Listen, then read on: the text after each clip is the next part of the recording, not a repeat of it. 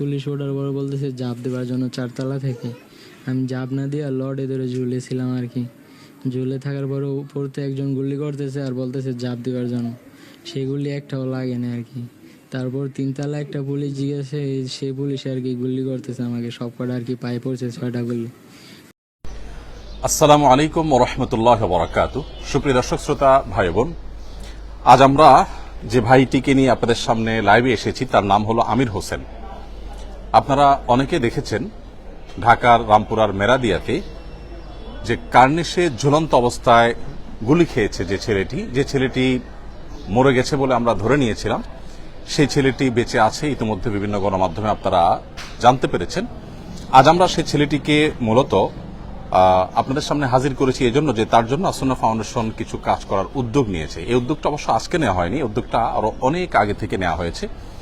কিন্তু তার শারীরিক অসুস্থতা, তার রানের এদিকে কাটা রগগুলো রক্তনালী ছিঁড়ে গেছে, সেই জায়গাগুলোতে সেলাই আছে, ব্লিডিং হয়, আবার তাকে হসপিটালে যেতে হয়। এরকম একটা আনস্টেবল পরিস্থিতির কারণে তার জন্য কিছু হাদিয়া, কিছু উপহার আমরা প্রস্তুত করেছি। সেগুলো তাকে হস্তান্তর করব। সেই অনুষ্ঠানটা বা আনুষ্ঠানিকভাবে হস্তান্তর করাটা একটু বিলম্বে আমাদেরকে করতে হলো। বাকি আমরা তার জন্য এই প্রিপারেশনটা আরো 2 সপ্তাহ আগে থেকে করে রেখেছিলাম। আমির হোসেন পেশা একজন হোটেল কর্মচারী, একটি হোটেলে কাজ করে তার জীবিকা সে নির্বাহ করে। তার মা নেই, মাহারা এ ছেলে। তার বাবা অন্য সংসার নিয়ে ব্যস্ত, সে বাবা তার কোনো খোঁজখবর নেন না। তার ফুফু আছেন আমার পাশে, ভদ্রলোক, তার ফুপা আছেন, ফুপার কাছেই মূলত এই ছেলে বেড়ে উঠেছে। ফুপাই তার দেখভাল করেন। ফুপার নিজে একজন অটোরিকশা চালক, তিনি ভাড়ায় অটোরিকশা চালান এবং 500 টাকা তার ভাড়া দিতে হয় প্রতিদিনে 500 টাকা করে তাকে ভাড়া দিতে হয়। তো আমির হোসেনকে নিয়ে আমরা আজকে আপনাদের সামনে এসেছি যে আমরা যখনই জানতে পেরেছি মিডিয়ার মারফতে যে আমির হোসেন বেঁচে আছে, কার্নিশে ঝুলন্ত গুলিবিদ্ধ আমির হোসেন আলহামদুলিল্লাহ আমাদের মাঝে আছে, সেটি জানতে পারার পরে আমরা তার সাথে যোগাযোগ করেছি এবং তার খোঁজ খবর আমরা নিয়েছি আলহামদুলিল্লাহ। আমি আমির হোসেনের কাছ থেকে কিছু তথ্যপত্র জেনে আপনাদেরকে আমরা জানাবো। তার আগে একটু আমি জানিয়ে রাখতে চাই, মূলত 19 জুলাই মেরাদিয়া বাজারে সে যেই হোটেলে কাজ করে সেখান থেকে বাসায় যাওয়ার সময় গোলাগুলির ভেতরে সে পড়ে যায়। তখন সে নির্মাণাধীন বিল্ডিং এ আশ্রয় নেয়। বিল্ডিং এ আশ্রয় নেওয়ার পর পুলিশের দৌড়ানি খেয়ে সে, আপনারা দেখেছিলেন সেই ছবি এবং ভিডিও, সে কার্নিশে ঝুলন্ত অবস্থায় 4 তলার কার্নিশে ঝুলে থাকে। এই অবস্থা তাকে অনেকগুলো গুলি করা হয়। তার 2 রানে অনেকগুলো গুলি আছে যেগুলো দেখানো মতো না, নিচে অনেকগুলো গুলি আছে, ঝাঁঝরা করে ফেলা হয়েছে অনেকগুলো গুলি।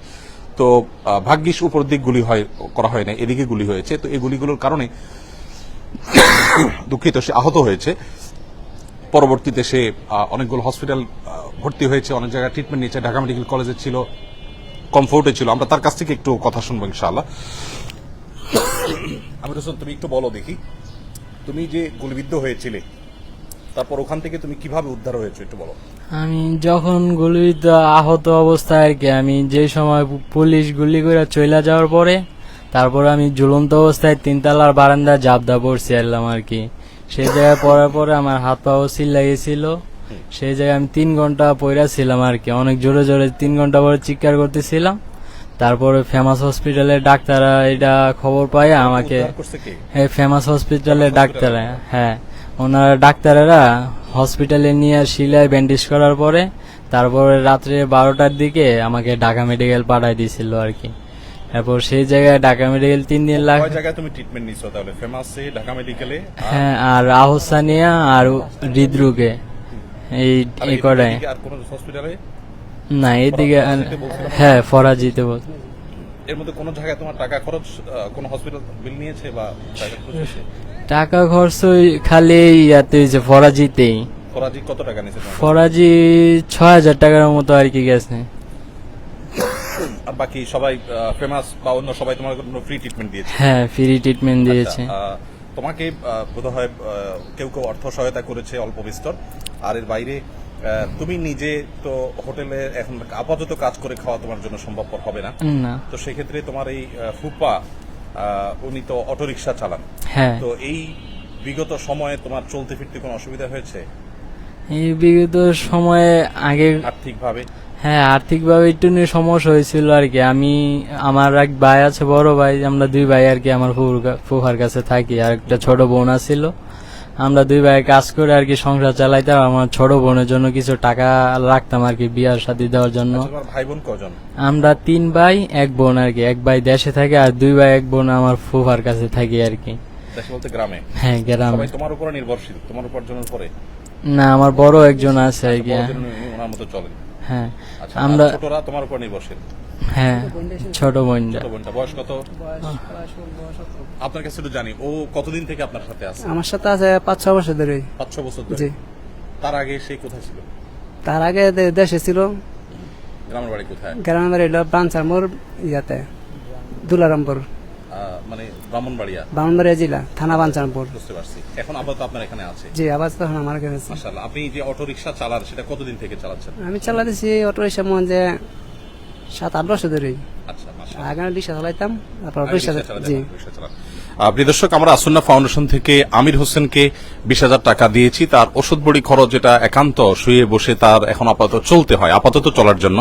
আমরা জেনেছি ইতিমধ্যে সরকার উদ্যোগ নিয়েছে, একটি ফাউন্ডেশন ইতিমধ্যে গঠিত হয়েছে এবং সরকার নানামুখী উদ্যোগের মাধ্যমে আহত নিহতদেরকে সহযোগিতা করবে। আসন্না ফাউন্ডেশন থেকে আলহামদুলিল্লাহ এই যাবৎ আমরা যে সমস্ত মানুষকে সহযোগিতা করেছি, 1412 জন আহত মানুষকে আমরা 4,16,40,000 টাকা দিয়েছি একেবারে শুরুর দিন থেকে। এর মধ্যে বিশেষভাবে আমরা আমির হোসেনকে 20,000 টাকা দিয়েছি টুকটাক তার ওষুধ খরচ বা চলাফেরার জন্য, সংসার চালানোর জন্য। এবং তার ফুপ্পার উপরে সে যেহেতু নির্ভরশীল, তাকে আমরা একটা অটোরিকশা দিচ্ছি। এই অটোরিকশাটা আমাদের তার জন্য আমরা কিনেছি। এটাতে 1,27,000 সামথিং, 1,27,700 টাকা খরচ হয়েছে। যথেষ্ট উন্নত মানের সেখানে একটা এক্সট্রা চাকা দেওয়া হচ্ছে, চার্জার দেওয়া হচ্ছে এবং এগুলো ভেতরে চলবে, হাউজিং এর ভেতরে চলবে এই রিকশাটা। প্রতিদিন 500 টাকা করে আপাতত ভাড়া দিয়ে, অর্থাৎ রোজ জমা দিয়ে তার ফুপ্পা রিক্সা চালায় থাকেন, অটো রিক্সা চালায় থাকেন। এখন আর তার সে 500 টাকা দেওয়া লাগবে না, অর্থাৎ ইনশাআল্লাহ মাসে 15,000 টাকা তার সেভ হয়ে গেল শুধুমাত্র রিক্সাটা পাওয়ার কারণে। এবং এর মাধ্যমে তাদের সংসার আল্লাহ চাহেন তো পরিচালিত হবে। এর বাইরে সে যখন সুস্থ হয়ে উঠবে, কর্মক্ষম হবে, তার জন্য আমরা আসন্ন ফাউন্ডেশন থেকে আরো যা যা করার দরকার ইনশাআল্লাহ আমরা করব। আর ইতিমধ্যে সরকার যেহেতু ঘোষণা দিয়েছে আহত নিহতদের জন্য ব্যাপকভাবে সরকার কাজ করছে, আলহামদুলিল্লাহ, এটা আনন্দের বিষয়। আমরা সরকার এবং সমন্বয়কদের সাথে যোগাযোগ করে হতাহতদের জন্য, বিশেষ করে যারা নিহত হয়েছে তাদের পরিবারের জন্য, ইয়াতিমদের জন্য আমরা কিছু করতে পারি, হতাহতদের জন্য কিছু করার সুযোগ আছে, সেটা অবশ্যই সরকারের সংশ্লিষ্ট কর্তৃপক্ষের সাথে যোগাযোগ করে, ইতিমধ্যে আমরা যোগাযোগ করছি এবং প্রতিনিয়ত যোগাযোগ চলছে। সমন্বয়কদের সাথে যোগাযোগ করে, সরকারের সাথে যোগাযোগ করে ইনশাআল্লাহ আমরা কিছু একটা করবো। আমাদের প্রাথমিক একটা পরিকল্পনা আছে, যদি সংশ্লিষ্ট কর্তৃপক্ষের সার্বিক অনুমোদন আমরা পাই, আমরা 500 পরিবারকে হতাহতদের মধ্যে থেকে বাছাই করে 500 পরিবারকে আমরা 500 সিএনজি দিতে চাই, যে সিএনজিগুলো ঢাকায় চললে প্রতিদিন তারা 1500 টাকা শুধুমাত্র জমা পাবে, অর্থাৎ মাস শেষে ভালো একটা অ্যামাউন্ট তারা পাবে ইনশাআল্লাহ তারা। তো আমি আর খুব বেশি দীর্ঘায়িত করব না। আমি আপনার কাছে বলতে চাই যে আপনি নিজে তো ভাড়ায় অটো রিক্সা চালাতেন, এখন এটা পেলে আপনার কি পরিমাণ উপকার হবে? এটা পাইলে অনেকটা উপকার হবে, কারণ যে টাকাটা ভাড়া দিতাম এটাতে আমার সংসার, 2টা সংসার মোটামুটি ভাবে চলাফেরা করা যাবে। আচ্ছা, ঠিক আছে। আপনি ওর দেখভাল করবেন তো ইনশাআল্লাহ? ইনশাআল্লাহ হ্যাঁ, অনেক আদর করবি, জিজ্ঞাসা করেন। সে যে আহত হয়েছে, আহত হওয়ার পরে তো একটা লম্বা সময় তার খোঁজ খবর কি পাইছেন আপনারা? না, লম্বা সময়, পুরাটা সময় পিছিয়ে আছি আমরা, প্রায় 1 মাসে যে আহত, তারপর আমি পিছিয়ে আছি। ও পিছনে আছে, জি, মানে এখন তো আপনি না, কাজও করতে পারেন কাজ নাই। করতে পারিনি। তো যেহেতু আপাতত তাদের সমস্যা সমাধান দরকার, এই জন্য আমরা আপাতত তাদের ব্যবস্থা করলাম। পরবর্তীর জন্য ইনশাআল্লাহ সরকার কি করছে না করছে, আমাদের কি করার সুযোগ আছে, সরকার এবং সংশ্লিষ্ট কর্তৃপক্ষের সাথে পরামর্শ করে আমরা ইনশাআল্লাহ ব্যাপকভাবে কাজ করব। আমরা যেটা প্ল্যান করেছি যে 500 সিএনজি যদি ঢাকায় আমরা দিতে পারি, তাহলে হতাহতদের অনেকে আছে ঘরে বসে, তাদের মাসে 45 থেকে 50,000 টাকা তাদের এসে যাবে এবং সুন্দরভাবে তাদের সংসার ইনশাআল্লাহ পরিচালিত হবে। আমরা এই জন্য যোগাযোগ করছি, যাই করছি ইনশাআল্লাহ সমন্বয় করে সরকারের সাথে আমরা করবো, আল্লাহ চাহেন তো, যদি সে সুযোগ আমাদের থাকে। তো আপাতত আমির হোসেনের জন্য আমরা এই উপহারটি পৌঁছে দিচ্ছি। এখানে পুরা বিস্তারিত কাগজপত্র আছে এবং আমির হোসেনের যে আহত হওয়ার ছবি এবং বিভিন্ন হসপিটালের যে তার আহত হওয়ার ছবিগুলো বিশেষ করে দেখানোর মতো। এই যে আমরা দেখতে পেয়েছি যে গুলিবিদ্ধ যে ছবি, এখানে তার রানের এখানে ভয়ঙ্করভাবে গুলিবিদ্ধ হয়েছে। এগুলো সবগুলো গুলি, আলাদা আলাদা গুলি, অনেকগুলো গুলি হয়েছে। এতগুলো গুলি একটা মানুষের উপরে করা হয়েছে, বিশেষ করে রানের এখানে তো তার রক্তনালী ছিঁড়ে গেছে। এই কারণে তার এখানে আমরা দেখতে পাচ্ছি ঢাকা মেডিকেল কলেজে অনেকগুলো হসপিটালের কাগজ আছে। আসনা ফাউন্ডেশন থেকে আমরা এই তথ্যপত্রগুলো সাধারণত নিয়ে তারপরে কাজ করে থাকি। আর যে রিক্সাটা দেওয়া হচ্ছে এটার ডিটেল এখানে আছে, সিএনজি চালিত এবং চার্জ দেওয়ার জন্য এক্সট্রা ব্যাটারি চার্জার, তারপরে তার জন্য একটা চাকা এবং বডি বেশ মজবুত বডি, সবগুলো মিলিয়ে আমরা তার হাতে এটি হস্তান্তর করছি। এ হলো তোমার জিনিস। আল্লাহ তোমাকে সুস্থ করে পরিপূর্ণ আমরা দোয়া করি তোমার জন্য। তুমি কি খুশি আসনা ফাউন্ডেশন তোমার জন্য এইটুকু করার জন্য?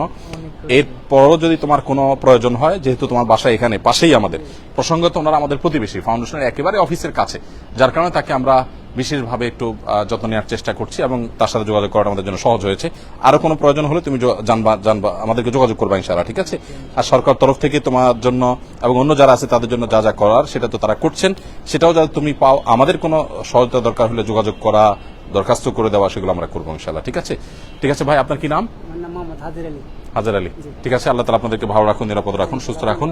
আল্লাহ তাআলা আমাদের সবাইকে কল্যাণ পথে রাখুন এবং ভালো পথে রাখুন, আমরা দোয়া করি। এবং সমস্ত কষ্ট নিবেদিত মানুষগুলোর কষ্ট আল্লাহ তাআলা দূর করে দিন। ঢাকা, চট্টগ্রাম মেডিকেল কলেজ সহ বিভিন্ন জায়গায় আমি গিয়েছি, হসপিটালগুলোর যে দৃশ্য, অনেক দৃশ্য আছে যেগুলো আসলে দেখবার মতো না, খুব ভয়ঙ্কর অনেক দৃশ্য আছে।